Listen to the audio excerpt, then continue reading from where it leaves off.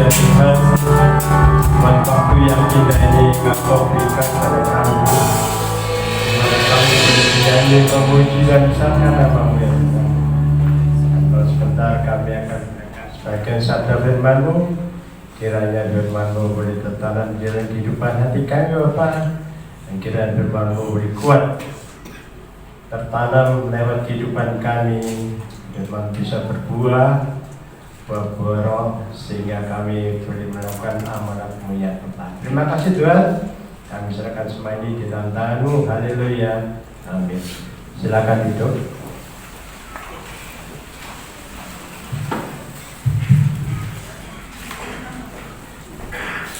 Salam. Haleluya. Selamat pagi, selamat bertemu di dalam kasih Tuhan Yesus Kristus. Hari ini saya langsung aja, yaitu ke tema pada pagi hari ini. Coba tolong dibukakan di dalam Kolose pasal yang kedua, ayat yang ke-6. Perikopnya tolong ditampilkan, yaitu kepenuhan hidup dalam Kristus. Kepenuhan hidup dalam Kristus. Mungkin kita bertanya-tanya, apa itu yang penuh ya? Tapi coba saya dibantu dengan belajar membuka apa sih artinya kepenuhan itu ya. Kalau kita melihat di dalam Biblika Greka atau Yunani, kepenuhan itu pleroma ya, penuh. Atau di dalam Anda buka King James Version, di situ ditulis banyak pengertian, ada completeness ya, lengkap ya, sempurna ya, ada overfullness ya, lengkap sempurna. Apa itu sempurna ya? Jadi kepenuhan itu adalah kesempurnaan atau kegenapan atau lengkap. Nah, kalau kepenuhan hidup di dalam Kristus berarti kesempurnaan semua itu ada di dalam Yesus. Yesus adalah pattern kita. Yesus adalah merupakan yang baru dan sampaikan adalah bayang-bayang Allah yang kelihatan. Yesus adalah firman Allah yang sudah nuzul, yang sudah membentuk menjadi manusia.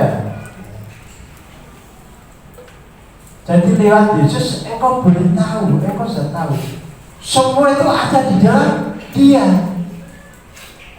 Kesempurnaan, kepenuhan hidup kita. Kalau pengen sempurna, ya kita bisa melihat, mencontoh ya Yesus. Apa yang ada dalam Yesus?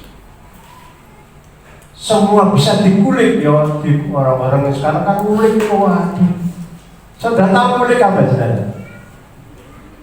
Mengupas, melihat, dari sisi apa kesalahannya, tidak ada diketahui, tidak didapatkan ya. Mencari kesalahan tidak didapatkan. Saudara beda Alkitab, mencari kesalahan tidak akan ketemu. Dan semua yang Allah berikan di dalam kehidupan manusia ini lewat Yesus itu semua sempurna. Jadi kesempurnaan hidup di dalam Kristus itu adalah, kalau saya konklusikan, kayak saya simpulkan sebelum nanti kita memasuki ayat-ayat ini, adalah kesempurnaan hidup di dalam Kristus adalah merupakan suatu keadaan yang menunjukkan hubungan Kristus dengan orang-orang beriman. Yaitu diawali dengan orang-orang yang beriman, saudara yang percaya, ya. Dan orang percaya itu harus melakukan apa? Perintah Yesus. Jadi kepenuhan hidup bisa dialami oleh semua orang, bisa diwujudkan semua orang. Orang tersebut harus percaya dan taat. Kuncinya adalah taat.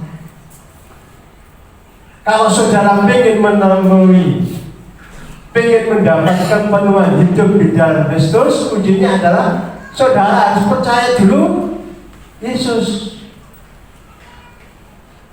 dan taat menjalani perintahnya. Baru kau boleh merasakan kepenuhan hidup di dalam Kristus. Ada tingkat-tingkatannya. Bagikan suatu anak tangga, engkau menampaki, satu sudah, berikutnya lagi,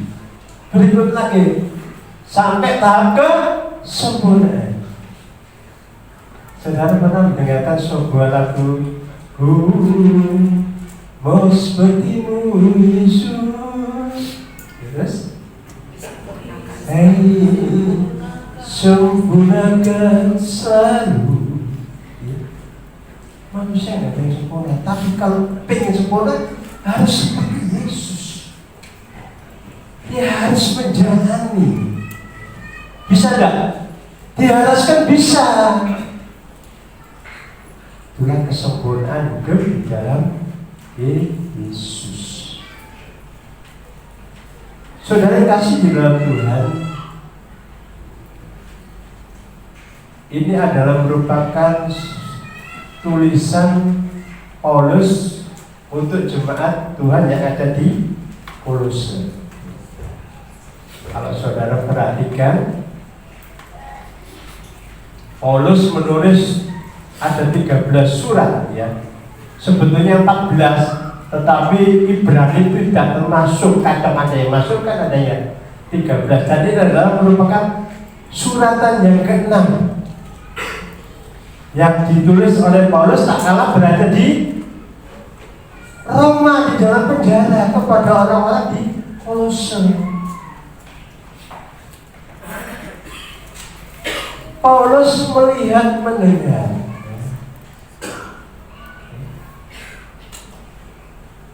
keberadaan orang-orang yang ada di Kolose.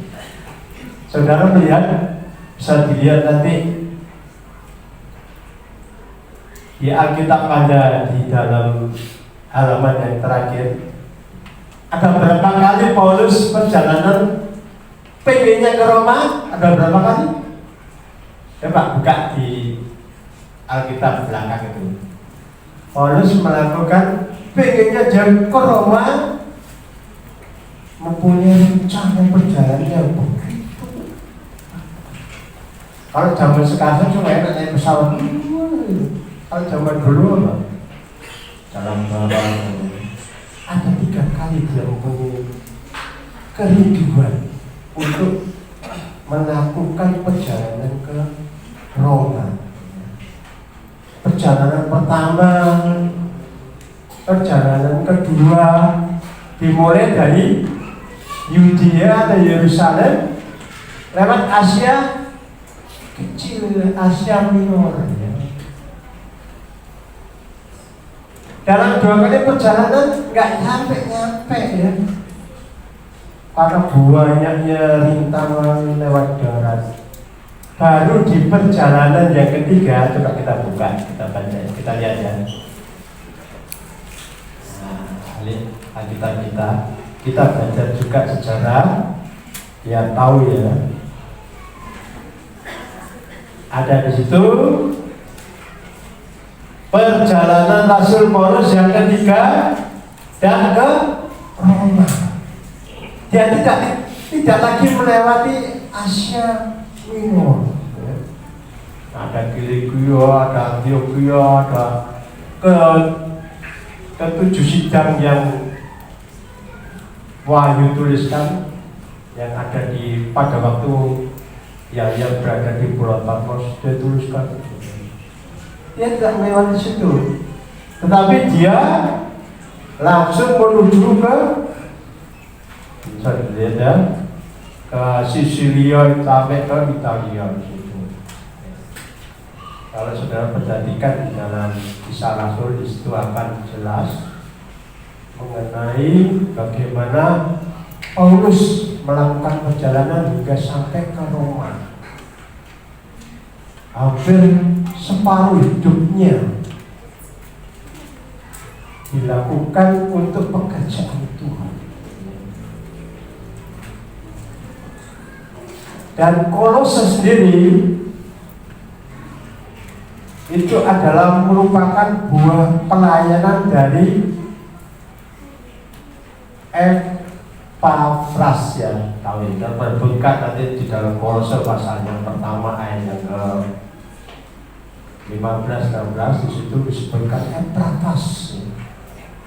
Jadi ketika Paulus tahu kondisi bagaimana keadaan orang-orang Kolose, jemaat yang ada di Kolose, dia tulis. Paulus masih berada di dalam penjara karena terjadi kekacauan di kota Roma. Didakwa Paulus sebagai pengacau, ditahan. Dia tuliskan surat ini, makanya disebut surat-surat tawanan karena berada di tawanan, ditahan di Roma. Apa itu yang ditulis? Ya, adalah untuk menguatkan orang-orang Kolose agar imannya jangan goyah.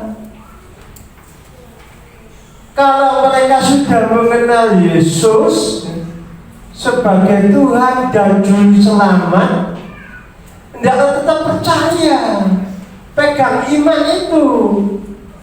Walaupun ada dongeng-dongeng, ada berita-berita yang mungkin mereka dulunya percaya pada mereka, terus kemudian berbalik, ya, berbalik lagi ke hal-hal kepercayaan mereka yang dahulu. Ada kan, saudara? Ya. Dulu mungkin kita nggak mengenal Tuhan Yesus, ya kan? Ya.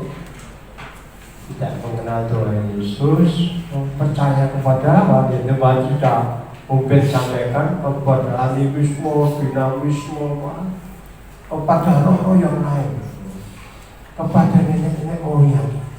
Jangan seperti itu. Karena apa? Karena di dalam Yesus sudah ada semuanya, kesegalannya. Karena Yesus adalah gambaran dari Allah itu sendiri. Kepenuhan kealahan sudah ada di dalam Yesus, dan orang-orang yang ada di dalam Yesus, orang-orang yang percaya, dapat mencapai kesempurnaan kalau mengikuti perintah dan teladannya. Bisa diwujudkan. Dulu yang pikirannya kotor, ya, macam-macam, sudah diubahkan mindsetnya menjadi manusia baru. Dulu yang masih takut menghadapi hidup, ya, waduh, besok apa yang saya makan? Setelah percaya kepada Yesus, dapat suka-sukamu Tuhan, suka-sukamu Tuhan. Sampun tergantung Gusti, gandel Gusti. Apa yang Tuhan kehendaki di dalam kehidupan kita, kita pasrahkan semuanya. Baik dan buruk, serahkan semua kepada Tuhan.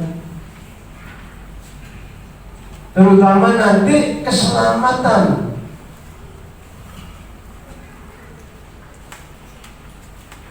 Keselamatan setelah kita mengalami kematian. Sudah nggak usah dipikirkan lagi.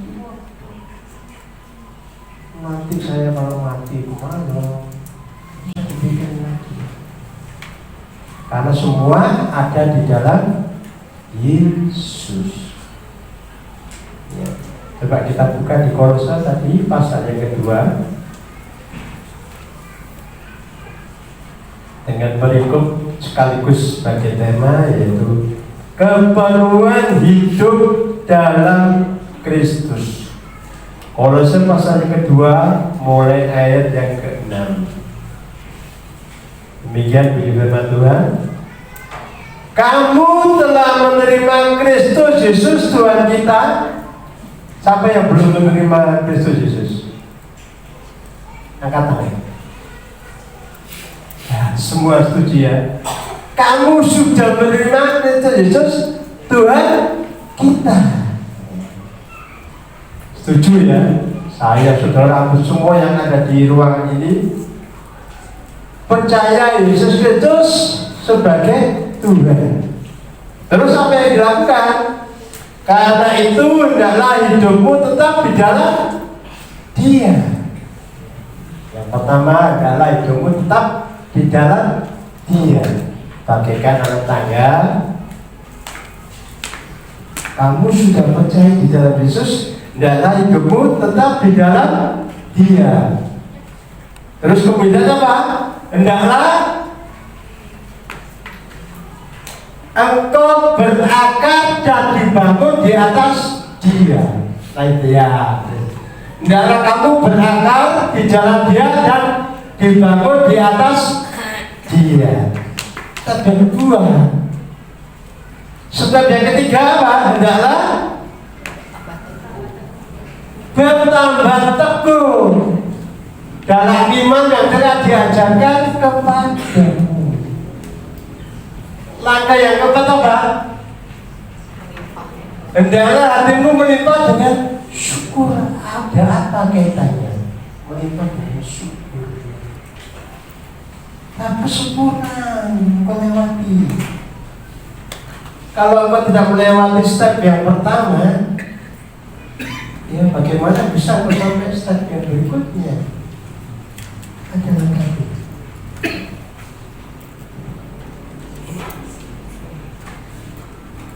Saya ulangi.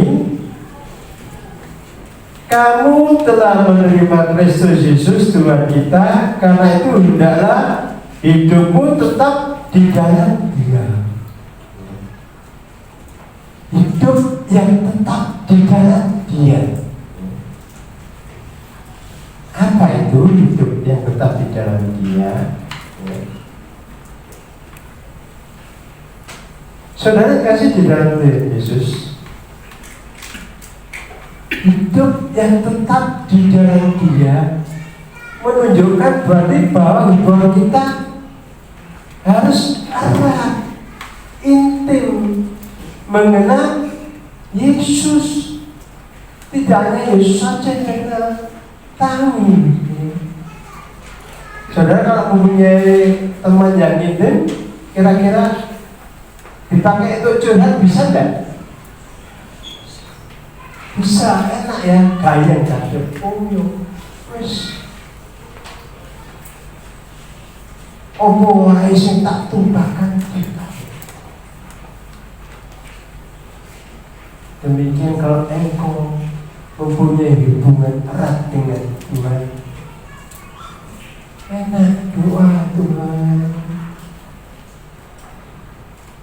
Tuhan, hari ini saya pengen ini. Ya, saya teringat saudara, hubungan yang erat dulu pernah saya lakukan dengan Tuhan. Bukan berarti sekarang gak erat ya, tetapi mengingat kebaikan Tuhan dulu. Waktu ketika saya ikut sekolah, buat sekolah ini tapi kaum muda. Kalau nggak datang kamu udah gak enak gitu ya.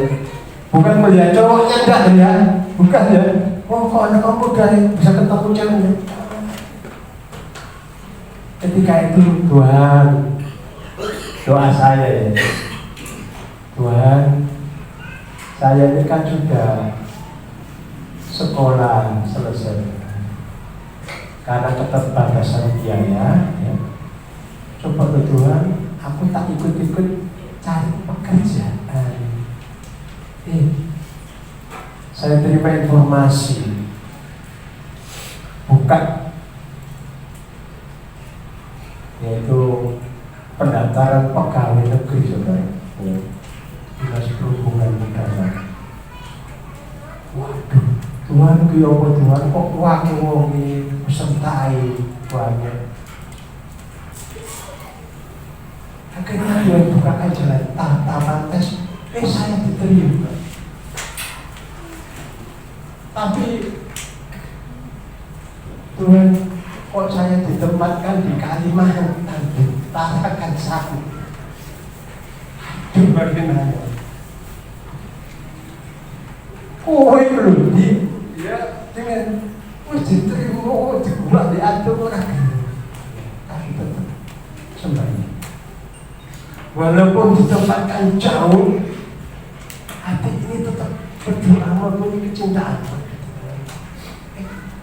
Nggak tahunya pikir saya dulu masih orang-orang itu bercerita, oh kalau hidup di Tarakan tahun 84 saudara, kamu nanti atasnya loh, banyak orang Dayak di sana.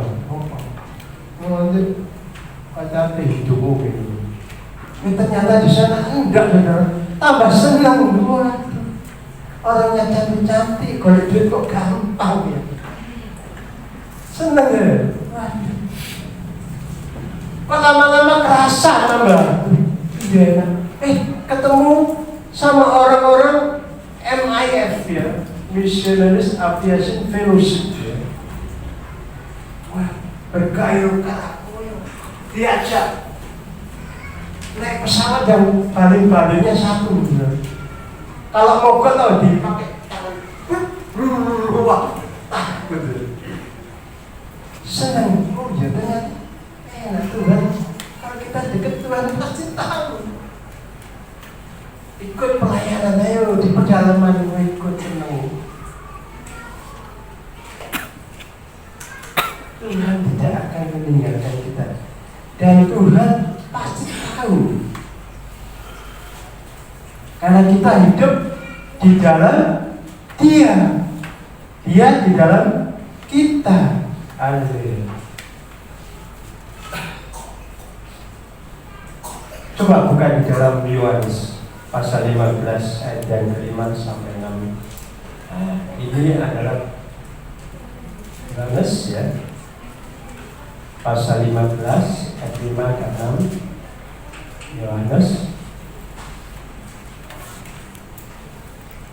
kita bagikan pokok Allah sebagai pokok anggur.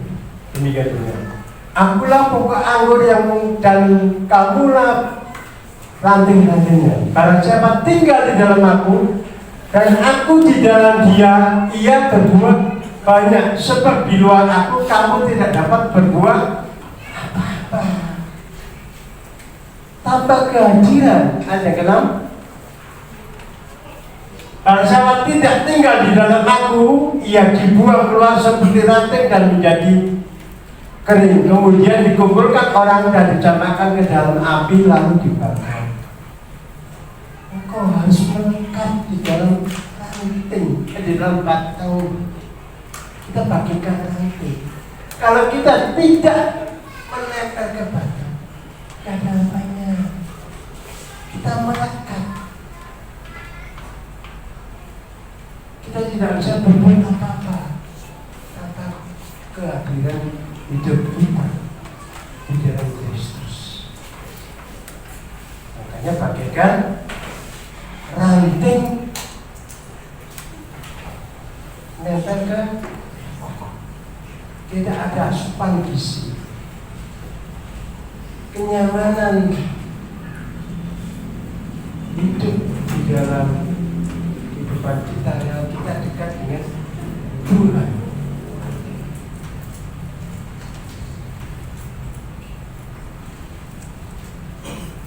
Berikutnya di 1 Yohanes 5 ayat yang ke-12. 1 Yohanes pasal 5 ayat yang ke-12. Bukan Yohanes 1, tapi 1 Yohanes. Ya, oke. Barang siapa memiliki anak, ia memiliki hidup. Barang siapa tidak memiliki anak, ia tidak memiliki hidup. Jadi saudara yang kasih di dalam Tuhan, kesempurnaan hidup di dalam Yesus adalah ketika kita bisa tetap beriman kepada Dia. Kita melekat bagaikan ranting dan bisa kita melakukan apa saja, bisa berbuah. Yang kedua, hendaklah berakar di dalam Dia dan dibangun di atas Dia. Bagaikan suatu tumbuhan, ya. Kita harus mempunyai akar. Tujuannya apa? Untuk menghisap sari makanan. Kita mendapat asupan makanan lewat firman Tuhan. Kita mendapat asupan gizi lewat firman Tuhan. Pikiran kita, kehidupan kita bisa mendapatkan.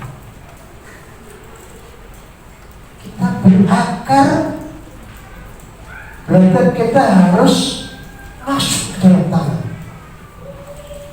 masuk kehidupan kita kepada lagi dengan Tuhan, mendapatkan sari makanan.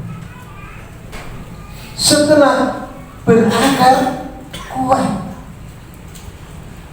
dan dibangunnya, kehidupan kita harus turut dengan firman Tuhan, supaya kita tidak diombang-ambingkan, ya, tidak diombang-ambingkan, khususnya oleh pengajaran-pengajaran, ya.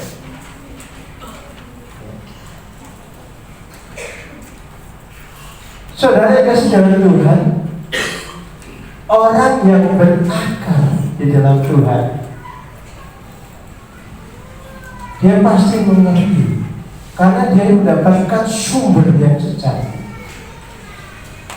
lewat sari-sari makanan. Bagaikan sebuah pohon yang berada di tepi sungai, akar mampu mengambil sari makanan, air untuk pertumbuhan. Karena lewat akar, semua sari-sari makanan kebutuhan hidup kita bisa terpenuhi, ya. Tumbuh-tumbuhan tanpa akar tidak bisa. Suatu hari, ya, anak saya membawa tumbuh-tumbuhan, kok kembang, ya, kok bagus, ya. Sirami dengan begitu begitu telaten, ya, pagi siang. Seminggu kok gak tambah bagus, tambah mengering. Saya buka, oh ternyata gak ada akarnya. Karena kita harus melihat tumbuh-tumbuh jenis apa. Akar tunjang, akar serabut, akar tunggal. Kita lihat. Kalau tanpa akar, nggak bisa dari mana airnya bisa terserap ke batang kalau tanpa akar. Demikian juga kehidupan kita. Karena akar yang benar itu akan akar yang benar itu akan menghasilkan dan akan menghasilkan buah. Amsal pasal yang ke-13, Amsal pasal 12 ayat ke-12b. Bagaimana posisi akar itu? Yang ke-2b. Tetapi akar orang benar mendatangkan hasil. Orang benar mendatangkan hasil berbuah, sanggup dinikmati dan bisa dinikmati oleh setiap orang, bagaikan tumbuh-tumbuhan, bagaikan tumbuh-tumbuhan yang berbuah, bisa dinikmati. Berikutnya Yeremia 17 ayat ke-7 dan 8.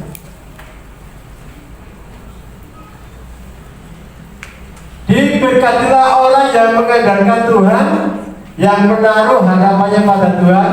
Ayat 8. Ia akan seperti pohon yang ditanam di tepi air, yang merambatkan akar-akarnya ke tepi batang air, yang tidak mengalami datangnya panas terik, yang daunnya tetap hijau, yang tidak khawatir dalam tahun kering, dan yang tidak berhenti menghasilkan buah. Diberkatilah oleh Tuhan. Ia seperti pohon berada di tepi sungai, akarnya menyerap buah.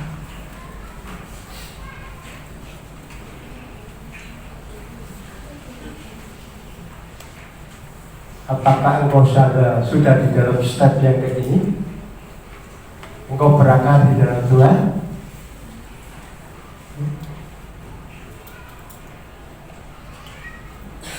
Dalam Matius pasal yang ke-13 ayat 5 sampai 6, di situ ditulis bagaikan ditulis seperti perumpamaan bagaikan benih yang berada di tanah yang baik.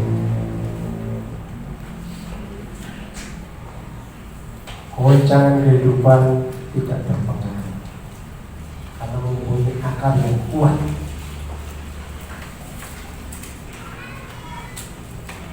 Kita berada di tahap kemana? Di tahap mana? Ya. Iman, engkau tetap beriman di dalam Tuhan. Apakah engkau berakar? Tanya di dalam diri. Oh, aku berakar.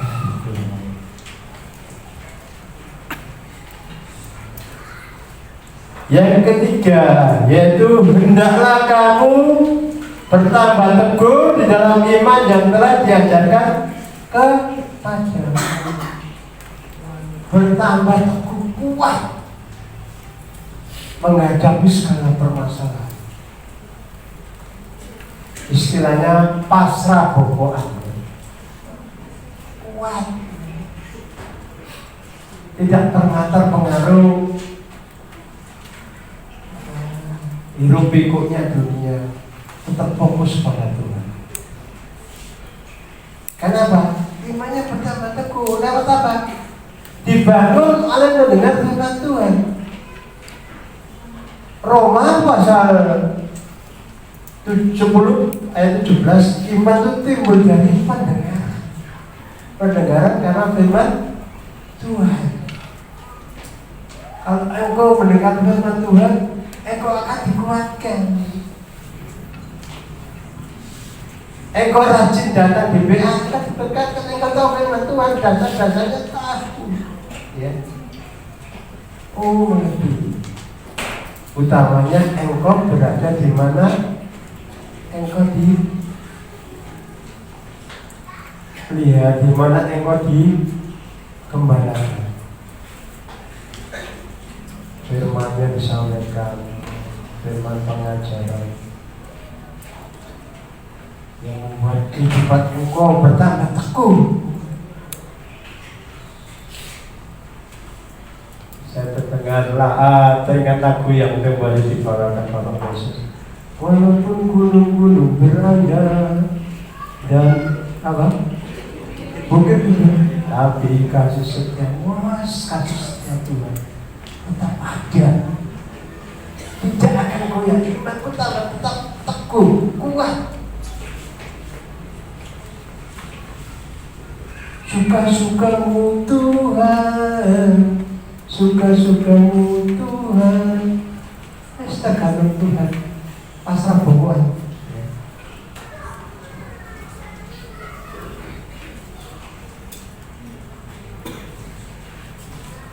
Yang keempat,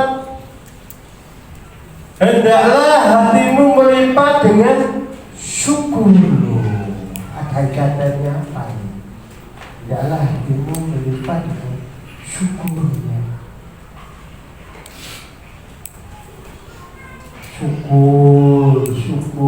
Syukur, bukan sebetulnya syukur. Dinikmati aja lah hidup ini ya. Seperti halnya Kristus. Apapun yang terjadi dijalani aja. Mengucap syukur. Kenapa? Karena mengucap syukur itu juga dikehendaki oleh Allah. Coba buka di dalam 1 Korintus ya, pasal yang ke-15 ayat 57.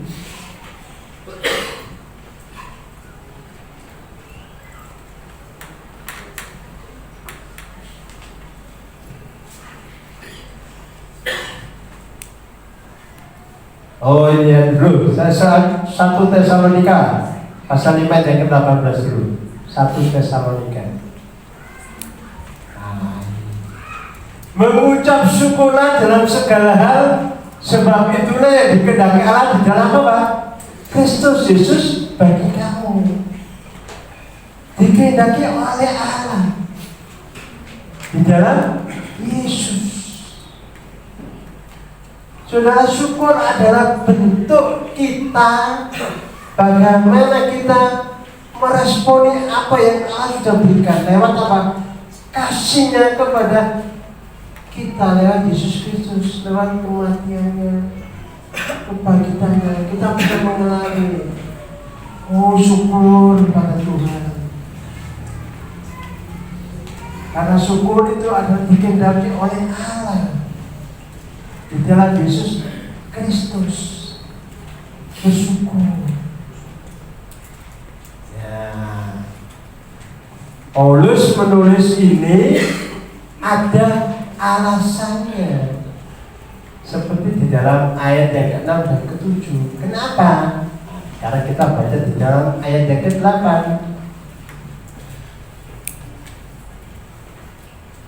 Kolose pasal yang ke-2 ayat yang ke-8.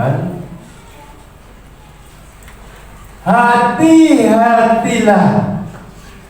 Hati-hatilah itu bentuk apa? Sepatu apa? Peringatan ya. Supaya kita waspada, hati-hati loh dengan pula jeblongnya deh, melakukan dirinya. Hati-hatilah supaya jangan ada yang menawan kamu dengan filsafatnya yang kosong dan palsu menurut ajaran turun-temurun dan roh-roh dunia, tetapi tidak menurut Kristus. Saudara kasih dalam Tuhan, Kolose ini adalah merupakan pusat perekonomian dulu di zamannya kerajaan Romawi pemerintahan. Ya. Sebelum adanya Turki, ya, ada kerajaan ada pemerintahan namanya Makedonia. Yaitu banyak kan orang-orang Yunani, kaum Helenis percaya kepada dewa-dewa. Filsafat pertama kali dan berkembang itu berasal dari Yunani, dari Yunani. Pemikir-pemikir filsafat itu berasal dari Yunani. Filsafat ada Plato, ada Socrates. Nah, saudara mungkin dengan sini ada yang sekarang lagi dari filsafat modern, ya mungkin dikembangkan. Ada yang namanya siapa? Ayo, siapa yang di Indonesia? Rocky Yang suka mendukung-dukungkan, ya. Nah, filsafat itu sumbernya berasal dari Yunani. Filsafat berarti berasal dari kata philia dan sophia.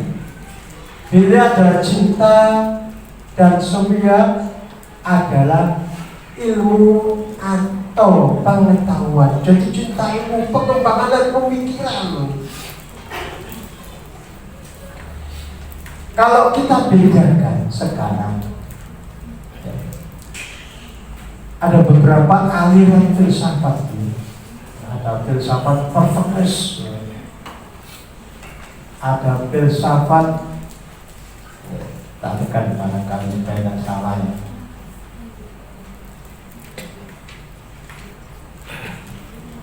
Ada filsafat idealisme.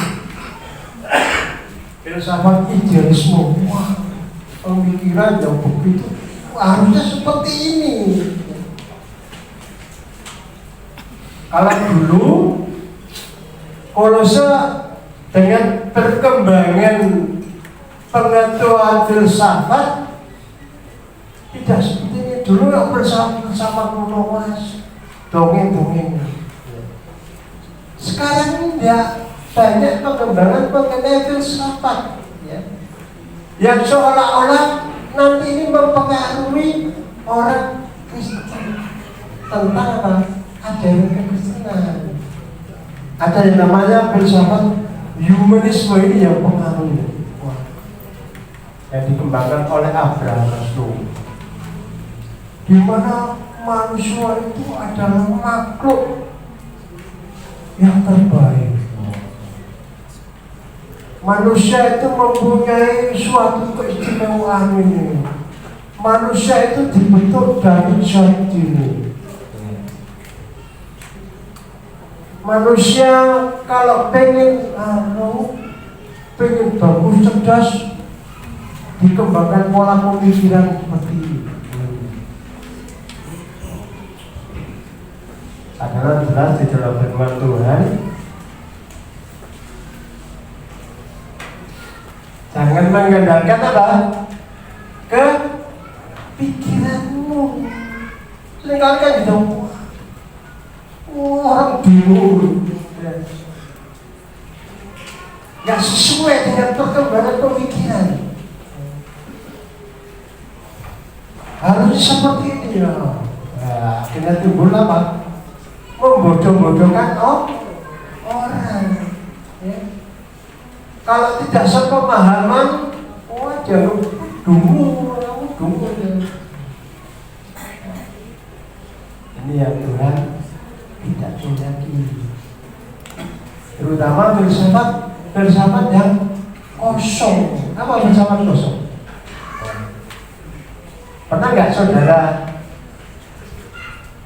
melihat petua orang tua? Oh, jangan jalan-jalan pada hari Rabu Kliwon, nggak baik itu. Oh, jangan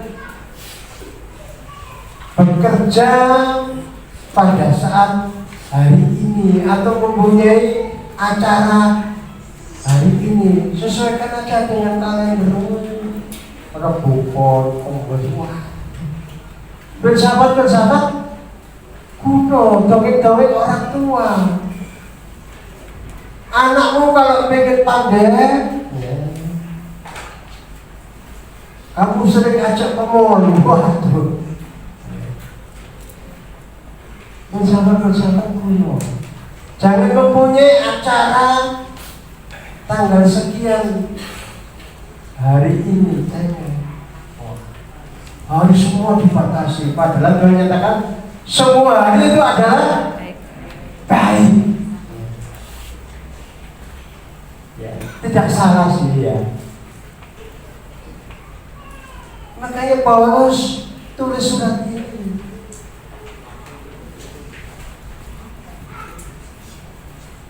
Hati-hatilah supaya Jangan ada orang yang menawan kamu dengan filsafatnya. Menawan itu artinya apa?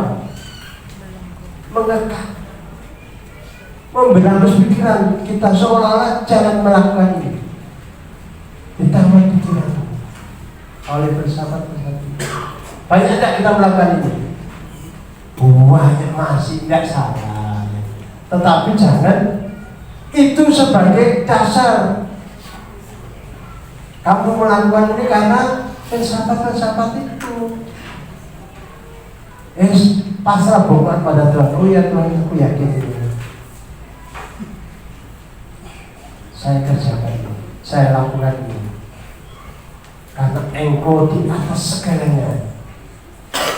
Engkau adalah kesempurnaan di dalam hidup kita.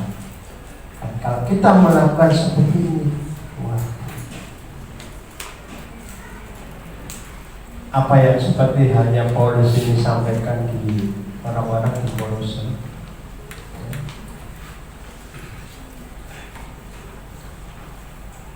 Kenapa? Banyak orang-orang Kolose yang dulunya memang percaya kepada ini, ya, kepada filsafat-filsafat dan Roron.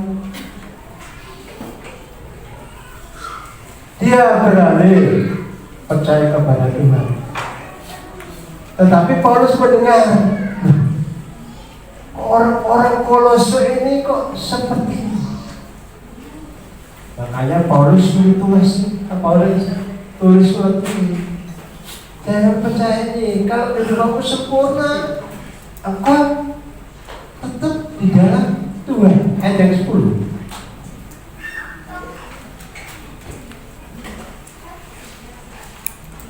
Ayat 9 dulu. Sebab dalam Dialah berdiri secara jasmani seluruh kepenuhan kealahan, dan kamu telah dipenuhi di dalam Dia. Dialah kepala semua pemerintah dan penguasa. Di dalam Dialah terletak jasmaninya kepenuhan kealahan.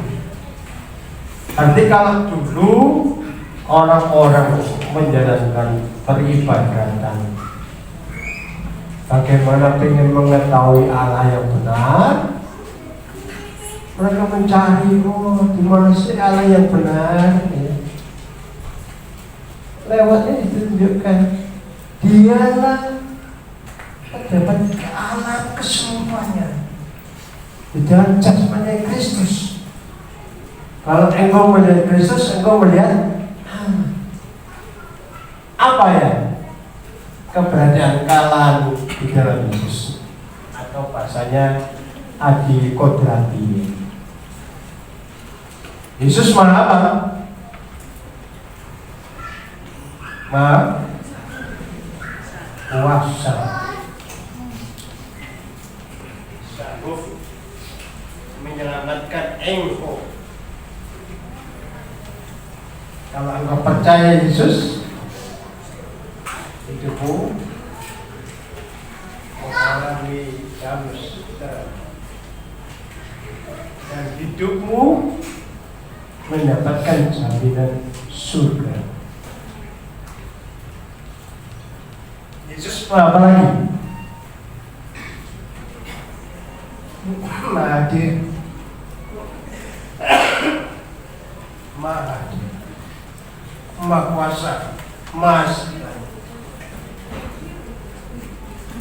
Kalau dulu mencari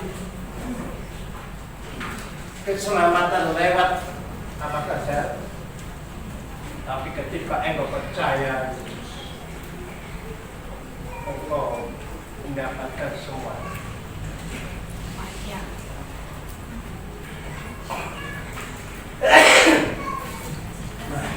Maaf, hari Rabu yang lalu, waktu di Bakti Alam, ya, waktu di Bakti Alam,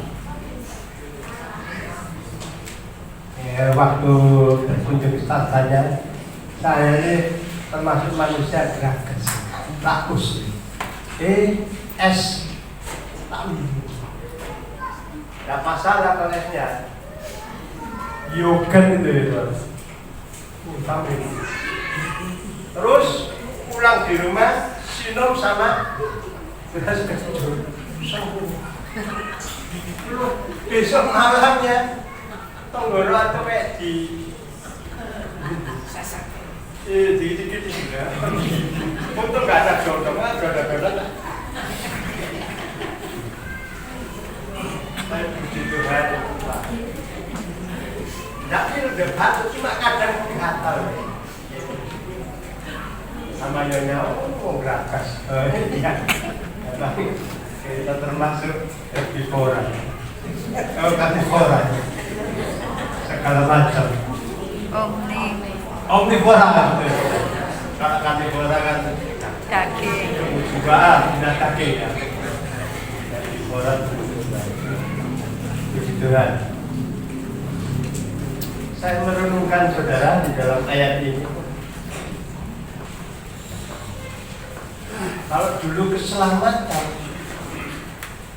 orang-orang mencari kehidupan lewat caranya.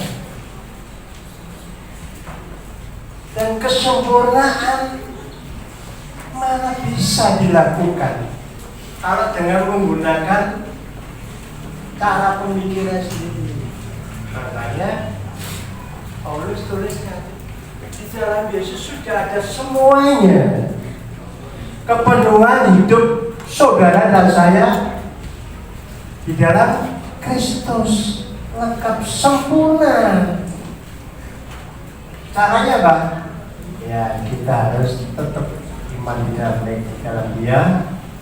Kita harus berakar dan dibangun di atas Dia.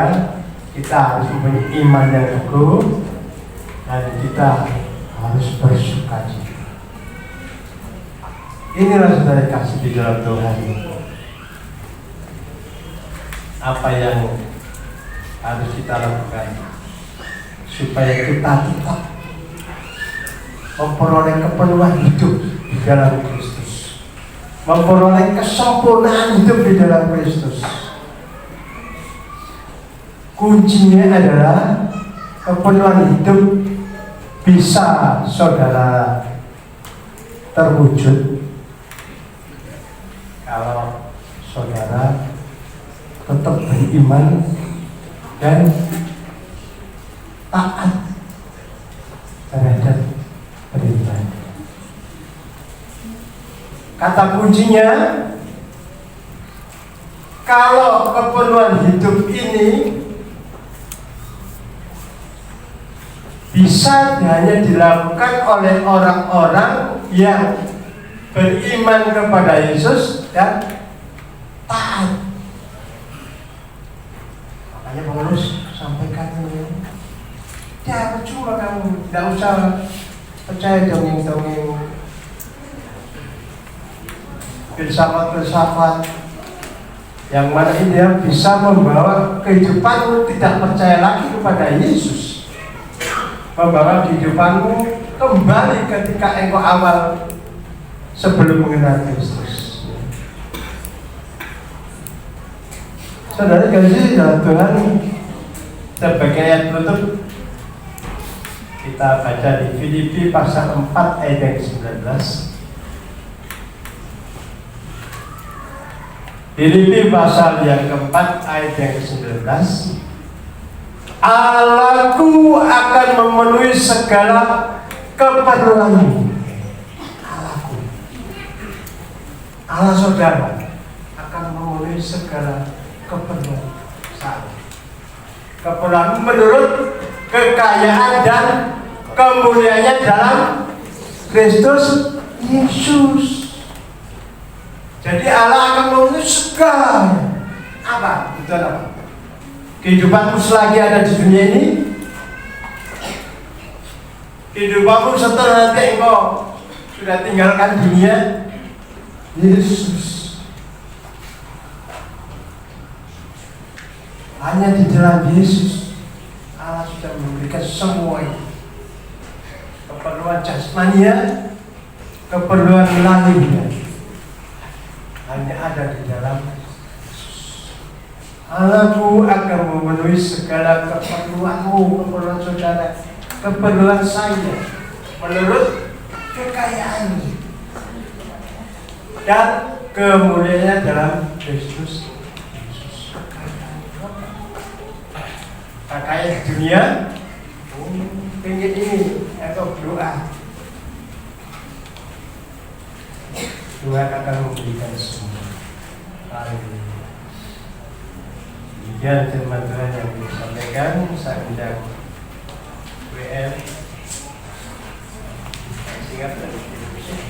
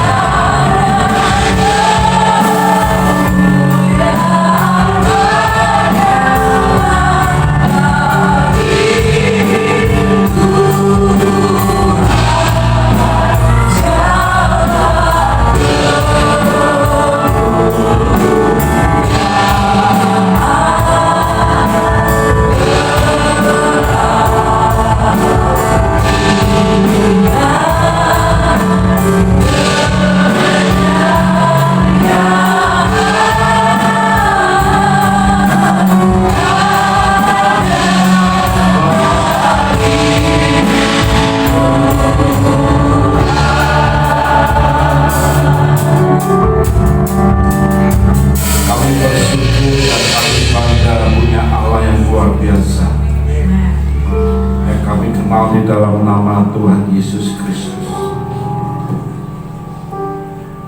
kami ada sampai saat ini hanya karena kemurahan. Kami boleh berdiri, kami boleh bernafas hanya karena kasih karunia. Dan kami percaya Allah-Ku adalah yang tidak pernah meninggalkan setiap anak-anak, Allah yang selalu menyertai, Allah Immanuel. Dan sebentar juga kami boleh berpisah pulang, tapi Engkau tidak pernah meninggalkan kami. Bahkan berkat-berkat-Mu Engkau sudah sediakan buat setiap kami. Maka saat ini kami angkat tangan kami berserah kepada-Mu, dan Kau turun tangan dan Kau memberkati setiap kami.